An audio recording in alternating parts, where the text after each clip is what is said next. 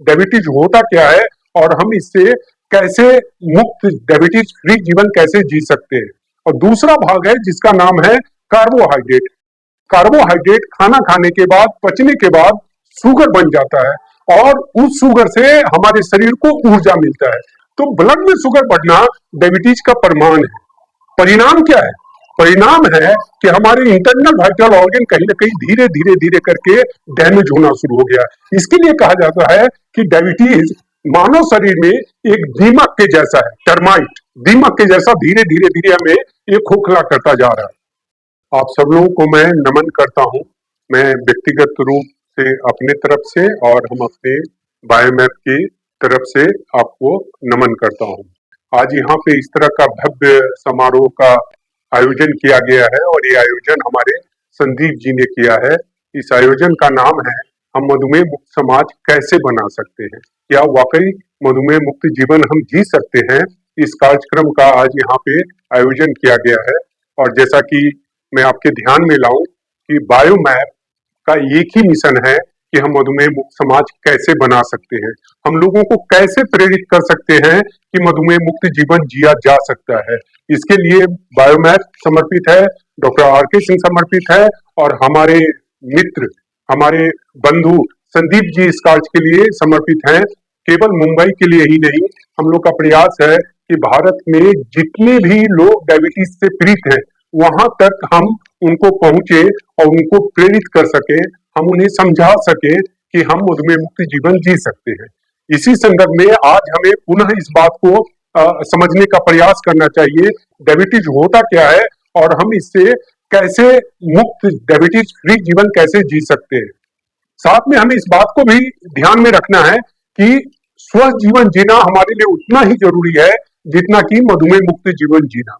अब आप देखेंगे कि एक स्वस्थ जीवन जीने के लिए जो सबसे इंपॉर्टेंट है वो 3 पिलर है, जिसमें पहला पिलर का नाम है शारीरिक श्रम, दूसरा पिलर का नाम है पोषक तत्व और तीसरा का नाम है ऊर्जा। अब आप देखेंगे कि ऊर्जा और पोषक तत्व के लिए ईश्वर ने खाने का प्रावधान किया है। खाने का आप देखेंगे तो मुख्य तौर से 2 भाग होता है। एक भाग है जिसमें कि प्रोटीन्स, विटामिन्स, मिनरल्स, फैट्स होते हैं, जिसको हम क्लब कर देते हैं तो उसे हम पोषक तत्व कहते हैं। और दूसरा भाग है जिसका नाम है कार्बोहाइड्रेट। कार्बोहाइड्रेट खाना खाने के बाद, पचने के बाद शुगर बन जाता है और उस शुगर से हमारे शरीर को ऊर्जा मिलता है। फिर शुगर से ऊर्जा कैसे मिलता है, इस बात को समझना नितांत आवश्यक है, इसके पहले कि हम समझे कि डायबिटीज होता क्या है।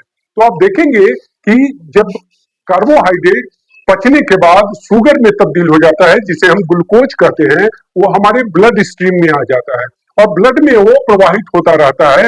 हमारे शरीर में लीवर के ठीक पीछे एक छोटा सा अंग है जिसका नाम है पैनक्रियाज, जिसे हम हिंदी में अग्नाशय कहते हैं या स्वादुपिंड भी कहते हैं।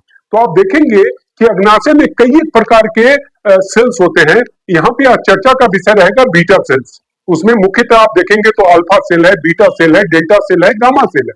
पर आज हमारे लिए जो यहाँ पे हम चर्चा करेंगे वो चर्चा का विषय रहेगा बीटा सेल्स। बीटा सेल का काम है इंसुलिन बनाने का और इंसुलिन का काम होता है ब्लड में जो शुगर है उस शुगर को लेके सेल्स तक पहुंचाने का। और जब सेल्स में शुगर पहुंच जाता है तो आप देखेंगे कि हम लोग जो सांस ले रहे हैं इसमें मुख्यतः क्या है, इसमें मुख्यतः प्राणवायु है जिसे हम ऑक्सीजन कहते हैं और ये प्राणवायु हमारे ब्लड में घुल जाता है। और ब्लड में एक इंपॉर्टेंट कंपोनेंट है, एलिमेंट है, जिसे हम हेमोग्लोबिन कहते हैं। हेमोग्लोबिन का काम है हमारे ब्लड से ऑक्सीजन को लेकर सेल्स में पहुंचाना। तो आप देखेंगे कि सेल्स में एक तरफ से इंसुलिन शुगर को पहुंचाता है और दूसरे तरफ से हेमोग्लोबिन ऑक्सीजन को पहुंचा रहा है। जब ब्लड में शुगर पहुंच जाता है तो ऑक्सीजन का काम है शुगर को मेटाबोलाइज करने का और जब शुगर मेटाबोलाइज होता है तो शुगर ब्रेक डाउन होता है और जब शुगर ब्रेक डाउन होता है तो शुगर से ऊर्जा बनता है, शुगर से पानी बनता है जिसे हम H2O कहते हैं और शुगर से कार्बन डाइऑक्साइड बनता है। ऐसा इसके लिए कि शुगर में मुख्यतः 3 एलिमेंट है, पहला ऑक्सीजन, दूसरा हाइड्रोजन और तीसरा कार्बन। और ये सबसे बड़ा कारण है कि शुगर से ऊर्जा भी प्राप्त होता है। जब ऑक्सीजन हाइड्रोजन बनता है तो H2O होता है जिसे हम पानी कहते हैं। जब हम शारीरिक श्रम करते हैं तो आप देखेंगे कि पसीना निकलना शुरू होता है। पसीना क्यों निकलता है? क्योंकि जितना हम काम करेंगे, शारीरिक श्रम करेंगे, उतना ऊर्जा की जरूरत होगी। जितना ऊर्जा की जरूरत होगी उतना शुगर मेटाबोलाइज होगा, और जितना शुगर मेटाबोलाइज होगा, तीन एलिमेंट है तो तीन चीजों में परिवर्तित होगा। पहला ऑक्सीजन, ऑक्सीजन एनर्जी बनता है, दूसरा ऑक्सीजन हाइड्रोजन H2O पानी बनता है, और तीसरा ऑक्सीजन कार्बन CO2 में तब्दील होता है। अब हमारे ध्यान में आ गया कि शुगर से कैसे ऊर्जा में तब्दील होता है, और मैं आपके ध्यान में लाना चाहता हूं कि हमारे लिए ऊर्जा नितांत आवश्यक है, या यूं कहे कि जो प्राण है, एक इंसान जीवित है, उसका प्रमाण होता है कि उसके शरीर के अंदर में प्राण होता है। तो प्राण की इकाई क्या है? प्राण की इकाई ऊर्जा है। मतलब एक सिक्का है, उसके पहले तरफ से आप देखेंगे तो उसमें प्राण दिख रहा है, और दूसरे तरफ से आप देखेंगे तो ऊर्जा दिख रहा है। कहने का तात्पर्य हुआ कि हमारे शरीर के अंदर में जो ऊर्जा है वो प्रमाण है कि हम जीवित हैं।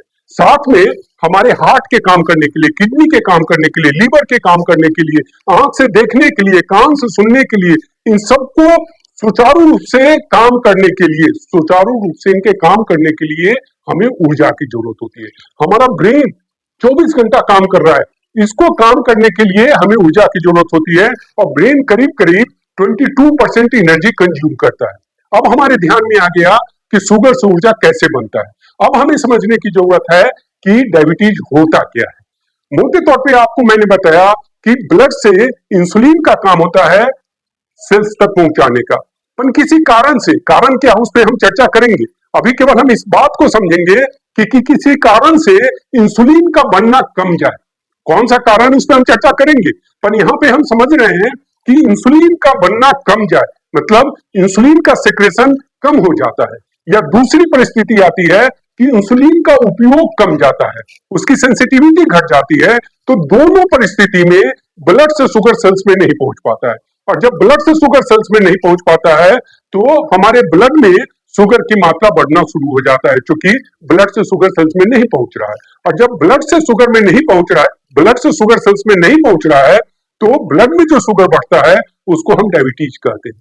पर यहाँ पे हम इस बात को समझने के लिए नहीं आए हैं कि ब्लड में जो शुगर बढ़ता है उसको हम डायबिटीज कहते हैं। हम यहाँ पे इस बात को समझने के लिए आए हैं कि ब्लड में जो शुगर बढ़ रहा है उसके कारण हमारे शरीर को जो ऊर्जा मिलनी चाहिए थी वो ऊर्जा नहीं मिल पा रहा है, और जब वो ऊर्जा नहीं बन पाता है, उतनी पर्याप्त रूप से ऊर्जा नहीं मिल पाता है, तो हमारे internal vital organ like heart, kidney, liver कि कहीं ना कहीं प्रभावित होता है। तो ब्लड में शुगर बढ़ना डायबिटीज का प्रमाण है। परिणाम क्या है?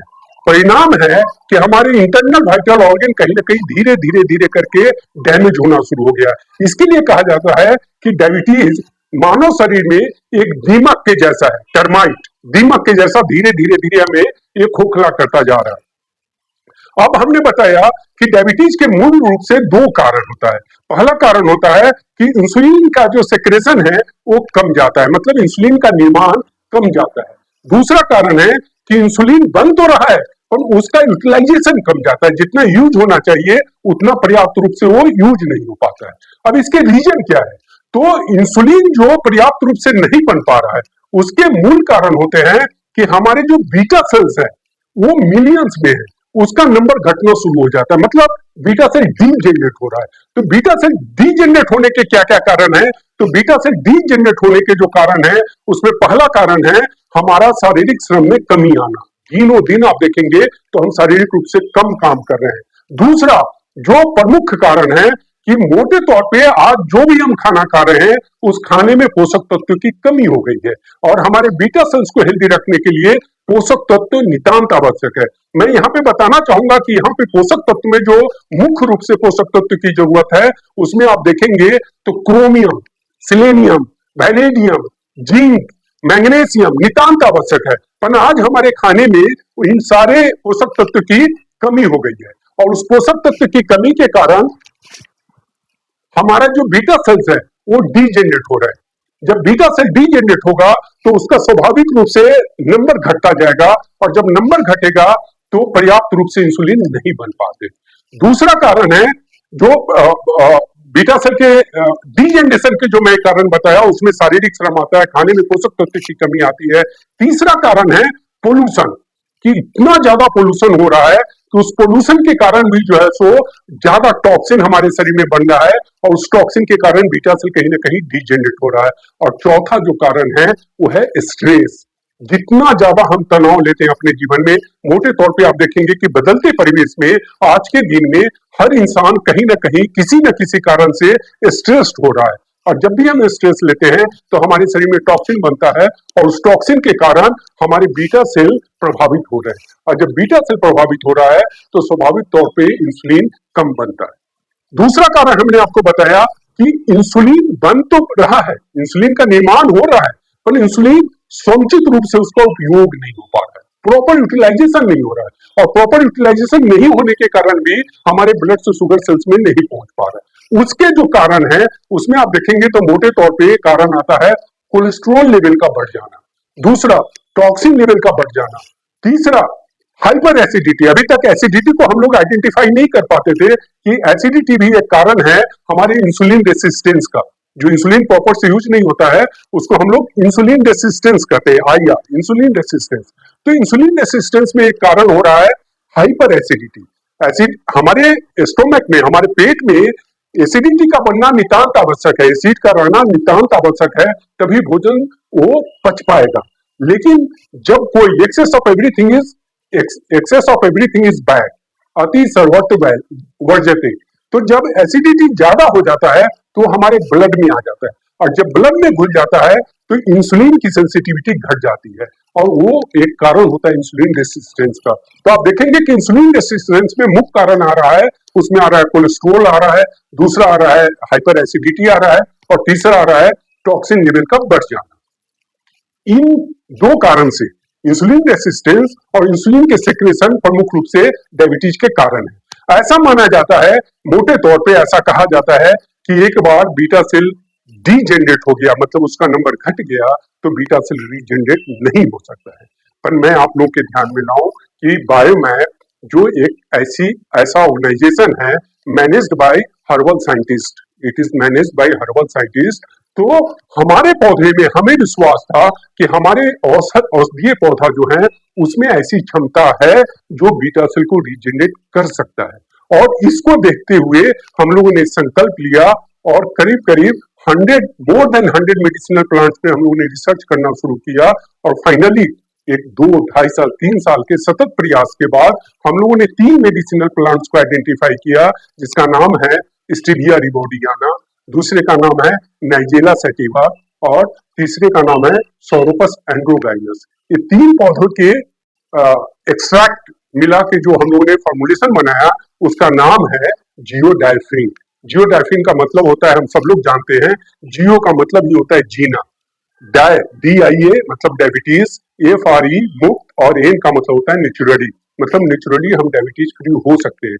तो जियोडाइफिन का काम क्या है? जैसा हमने आपको बताया था कि ऐसा मोटे तौर पे समझा जाता है कि बीटा सेल डीजेनरेट हो गया तो रीजेनरेट नहीं हो सकता है। हम लोगों ने जियोडाइफिन का एनिमल क्लिनिकल ट्रायल इवेल्युएशन कराया, एनिमल क्लिनिकल ट्रायल इवेल्युएशन कराया है, जिस ट्रायल में इस बात का प्रमाण मिल रहा है कि जियोडाइफिन के लेने के बाद हमारा बीटा सेल रीजेनरेट होता है। अब आप समझे, जो अभी तक हम ये मानते थे कि बीटा सेल डीजेनरेट होता है तो बीटा सेल रीजेनरेट नहीं होगा, हो सकता है, लेकिन हमारे सतत प्रयास के बाद जो जियोडाइफिन प्रोडक्ट आया है, और जैसा हम फिर से आपको दोबारा कर रहे हैं कि दोबारा बताना चाह रहे हैं कि बीटा सेल हमारे जियोडाइफिन के कारण हमारे बीटा सेल जो है वो रीजेनरेट हो रहा है, और जब बीटा सेल रीजेनरेट होगा तो इंसुलिन का सेक्रेशन अपने आप हमारे शरीर को जितना चाहिए उतना बढ़ेगा। तो आप देखेंगे जो पहला और प्रमुख कारण था कि इंसुलिन का सेक्रेशन घट जाना, वो आप देखेंगे तो वो धीरे धीरे बढ़ रहा है।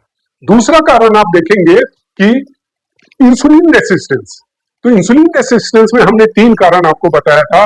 पहला कारण बताया था कि टॉक्सिन लेवल का बढ़ जाना, दूसरा कोलेस्ट्रॉल लेवल का बढ़ जाना, और तीसरा एसिडिटी, हाइपर एसिडिटी हमारे शरीर में रहना। और हाइपर एसिडिटी का आप देखेंगे तो कई एक कारण है आज के दिन में, जिसमें प्रमुख कारण आता है चाय पीना, ज्यादा से ज्यादा तला भुना खाना, लेट से सोना, जब हम बहुत ज्यादा लेट से प्रॉपर स्लीप नहीं लेते हैं, that is also one reason for hyper acidity.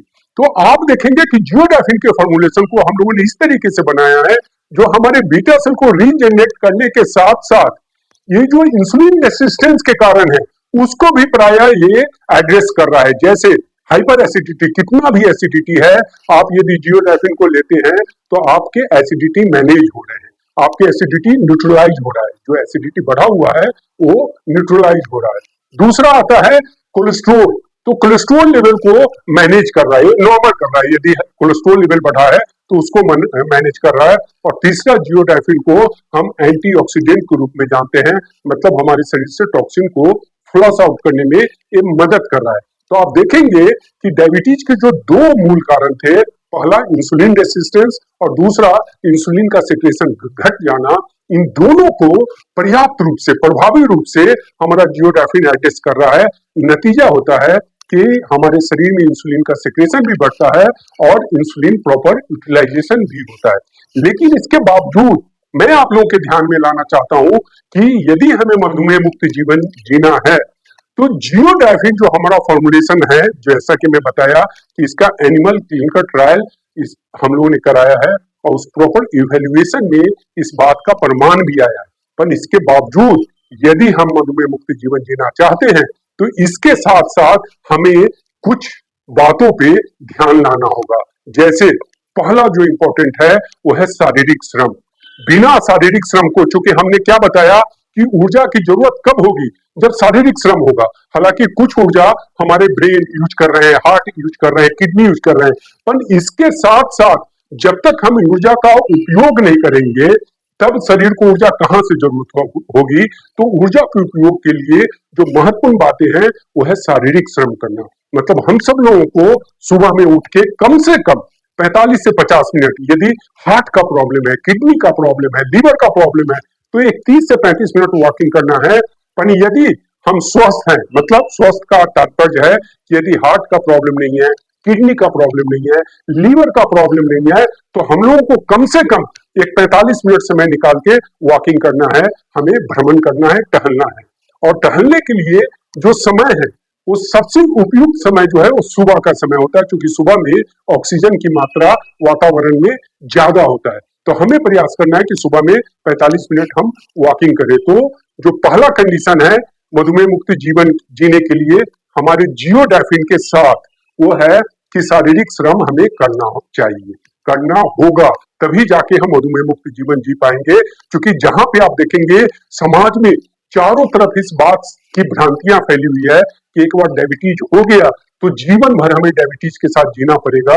वहां पे हम आपको प्रेरित करने आए हैं, हम आपको एक संदेश देने आए हैं बायोमैप की तरफ से कि आप मधुमेह मुक्त जीवन जी सकते हैं। मतलब अपने आप में कितना बड़ा चैलेंज है और इस चैलेंज को हम लोग स्वीकार कर रहे हैं और आपकी सहभागिता से हम आपको मधुमेह मुक्त जीवन जीने में मदद करने आए हैं। तो आपको हमारे मार्गदर्शन को फॉलो करना चाहिए, जिसमें पहला आता है शारीरिक श्रम, दूसरा आता है खाने पीने में परिवर्तन करना। क्योंकि जितना ज्यादा, एक तो हमारा शारीरिक श्रम घट गया है और आज के दिन में देखेंगे कि जो मैं देख रहा हूं कि ज्यादा से ज्यादा जो हमारा खाना होता है उसमें कार्बोहाइड्रेट ज्यादा से ज्यादा होता है, जबकि होना क्या चाहिए, हमारे खाने में ज्यादा से ज्यादा प्रोटीन होना चाहिए और कार्बोहाइड्रेट की मात्रा कम होनी चाहिए। तो फिर प्रोटीन कार्बोहाइड्रेट बहुत ही टेक्निकल मैटर हो जाता है। सामान्य जन इस बात को समझ नहीं पाते हैं कि प्रोटीन क्या होता है, कार्बोहाइड्रेट क्या होता है। तो मोटे तौर पे मैं आपके ध्यान में लाना चाहता हूं कि हमारे खाने का रूटीन क्या होगा। सुबह में हमें अंकुरित अनाज खाना चाहिए। सुबह में हमारे खाने का शेड्यूल में होना चाहिए अंकुरित अनाज। और अंकुरित अनाज में आप देखेंगे कि अंकुरित अनाज में आप चना खाएं, आप मूंग खाएं, आप मूंगफली खाएं, आप जौ खाएं, आप गेहूं खाएं। लेकिन जो सबसे ज्यादा सुपाच्य है वो है मूंग। तो मूंग को अंकुरित करके कितना खाना है मर्जी आपकी, लेकिन सुबह की शुरुआत या तो आप मूंग से करें या फल से करें। सुबह में हमें मूंग से, पहला प्रेफरेंस है मूंग। कभी आपको सप्ताह में 3-4 दिन के बाद लगता है कि नहीं यार मूंग खाते खाते तो अब मैं ऊब चुका हूँ, कोई नहीं, आप सलाद खा ले या फल खा ले, लेकिन शुरुआत करना है हमें मूंग से।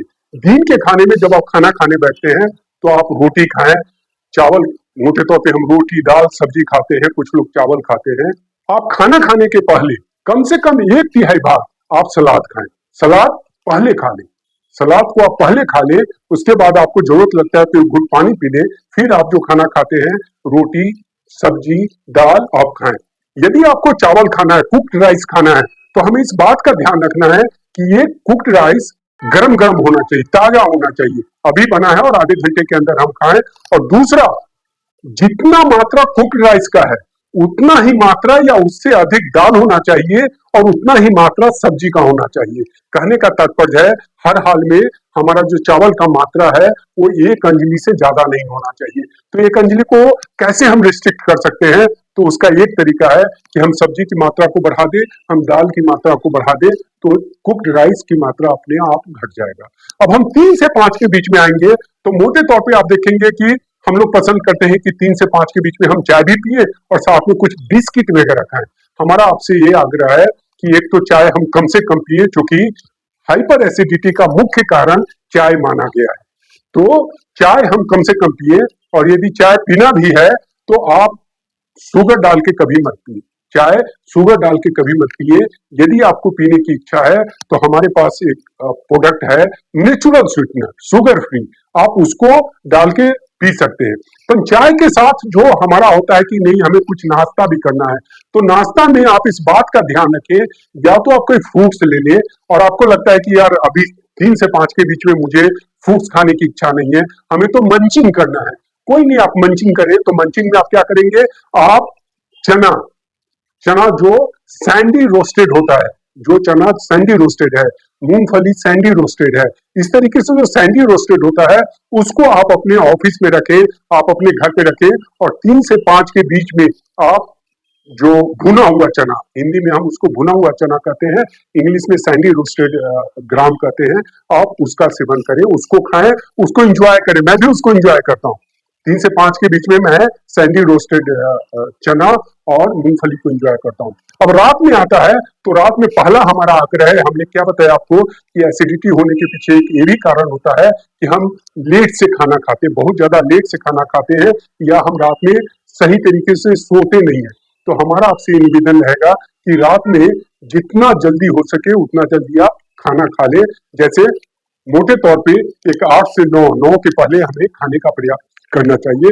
रात के खाने में, फिर से रात के खाने में हमें ध्यान रखना है कि हमें सलाद लेना है, रात के खाने में भी हमें सलाद खाना है। 1/3 भाग आप सलाद लें, फिर रोटी सब्जी दाल जो आप खाना चाहते खाएं। रात के सलाद में केवल मेरा ये आपसे आग्रह रहेगा कि हमें मूली का सलाद रात में नहीं खाना है, कुकुम्बर हमें रात में नहीं खाना है, क्योंकि मूली रात में वायु बनाता है, गैस बनाता है, और कुकुम्बर जो है सो कफवर्धक है।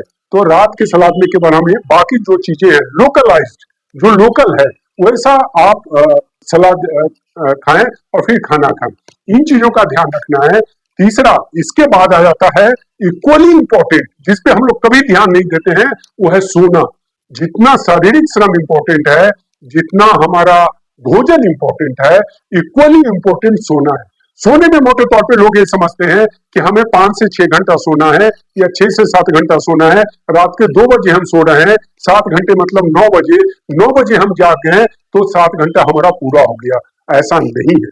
स्वस्थ जीवन जीने के लिए और विशेषकर मधुमेह मुक्त जीवन जीने के लिए हमें रात में 11 बजे के पहले सोना जरूरी है, क्योंकि हमारे बॉडी में एक बायोलॉजिकल क्लॉक है और नेचर्स में एक नेचर्स क्लॉक है। ये दोनों क्लॉक का आपस में मिलना नितांत आवश्यक है, तब जाके हमें साउंड स्लीप आता है। इसके बाद हमें साउंड स्लीप आता है, और इस साउंड स्लीप के लिए रात में मेरा आपसे आग्रह रहेगा कि आप रात में 11 बजे के पहले सो जाएं। तो आप देखेंगे कि जियोडाइफिन के साथ हमें खाने में परिवर्तन लाना है, हमें सोने में जो 11 बजे का, एटलीस्ट महीने में 20 दिन हमें 11 बजे के पहले सोने का प्रयास करना है।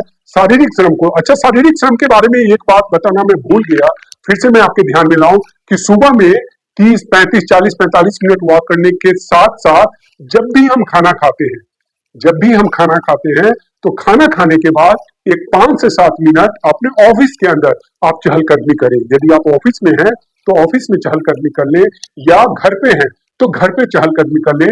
और रात के खाना खाने के बाद 5-7 मिनट नहीं, 8 से 10 मिनट चहलकदमी कर लें। साथ में मैं आपके ध्यान में लाऊं कि जब आप ऑफिस में रहते हैं, मोटे तौर पे आज के दिन में देखा गया है कि हम सुबह सुबह ऑफिस में चले जाते हैं और जब ऑफिस से निकलते हैं तो रात के 7-8 बज जाता है, बाहर निकलने का मौका नहीं मिलता है। तो मैं आप लोगों से आग्रह करूंगा कि ऑफिस में बैठे बैठे 2 मिनट, 5 मिनट, 7 मिनट, जितना समय हो सके उतना समय हमें सोलियस पुशअप करना है। सोलियस पुशअप हमारे डायबिटीज के मैनेजमेंट में बहुत इंपॉर्टेंट और कारगर कारगर हमारा मेथड है। सोलियस पुशअप करना कैसे है?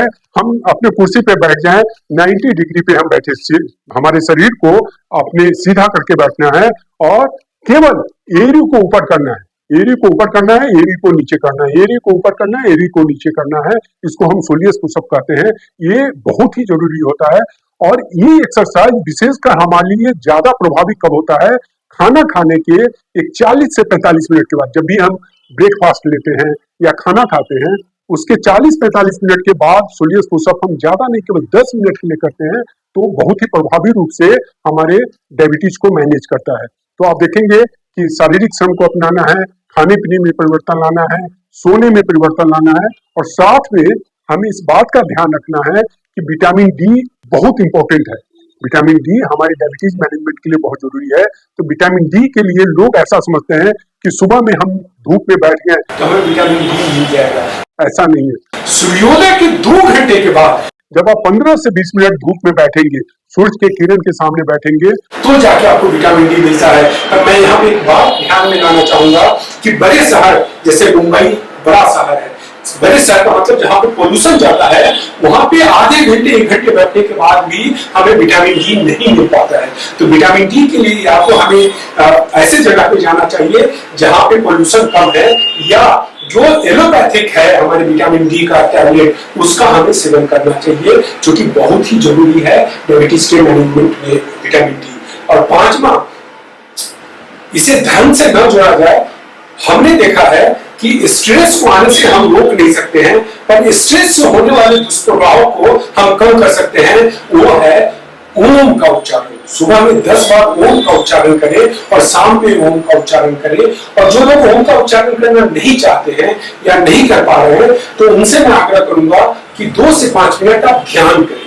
ध्यान करने से भी आपका स्ट्रेस से जो होने वाले दुष्प्रभाव है शरीर में, वो कम जाता है। और दुष्प्रभाव का मतलब टॉक्सिन, और टॉक्सिन का मतलब होता है कि इंसुलिन का रेसिस्टेंस बढ़ जाता है। तो इंसुलिन के रेसिस्टेंस अपने आप मैनेज होगा यदि हम ध्यान कर रहे हैं, और ध्यान नहीं कर पा रहे हैं तो ओम का उच्चारण 10 बार सुबह और 10 बार हम शाम करते हैं, तो वो मैनेज होता है। और जियोडाइफिन, जैसा आपने बताया कि जियोडाइफिन मोटे तौर पे इस तरह का उसमें पौधा को एक्सट्रैक्ट करके हमने फॉर्मुलेशन बनाया है, जो हमने बताया कि हमारे बीटा सेल के लिए selenium, magnesium, zinc, chromium, vanadium नितांत आवश्यक है। तो हमारे जियोडाइफिन में आप देखेंगे ये सारे जो महत्वपूर्ण पोषक तत्व है वो इसमें है। और इसमें कहां से है? तो इन पौधों का कॉम्बिनेशन जो मैं बताया कि स्टीविया रिबोडियाना, सोरोपस एंड्रोगाइनस, नेजेला सेटिवा से मिला के जो एक्सट्रैक्ट बनाया गया है, उस फॉर्मुलेशन में ही ये सारे महत्वपूर्ण पोषक तत्व है जो पैंक्रियाज का बीटा सेल है उसको रीजेनरेट और रिज्यूनेट करने में मदद करता है।